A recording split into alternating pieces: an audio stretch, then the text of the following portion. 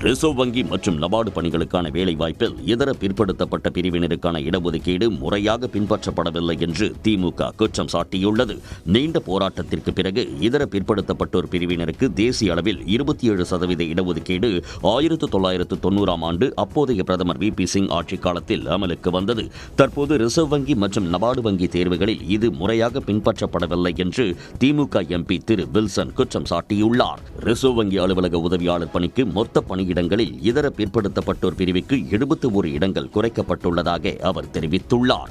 154 பணியிடங்களை ஒதுக்க வேண்டிய நிலையில் 83 இடங்களே ஒதுக்கப்பட்டுள்ளதாகவும் இதன் மூலம் 27% இடஒதுக்கீட்டை 14.51% ஒன்றிய பாஜக அரசு குறைத்துள்ளதாகவும் வில்சன் கூறியுள்ளார். பொதுப்பிரிவுக்கு இடஒதுக்கீடு சரியாக பின்பற்றப்படும் நிலையில் இதர பிற்படுத்தப்பட்ட பிரிவினருக்கான இடஒதுக்கீடு திட்டமிட்டு நீர்த்து போக செய்யப்படுவதாக அவர் விமர்சித்துள்ளார். நபார்டு வங்கி வளர்ச்சி உதவியாளர் பணிக்கான அறிவிப்பிலும் வெறும் 16.35% இதர பிற்படுத்தப்பட்டோருக்கான இடஒதுக்கீடு குறைக்கப்பட்டு விட்டதாகவும் வில்சன் குற்றம் சாட்டியுள்ளார். உடனுக்குடன் செய்திகளை தெரிந்து கொள்ள சன் நியூஸ் பெல் ஐகானை கிளிக் பண்ணுங்க.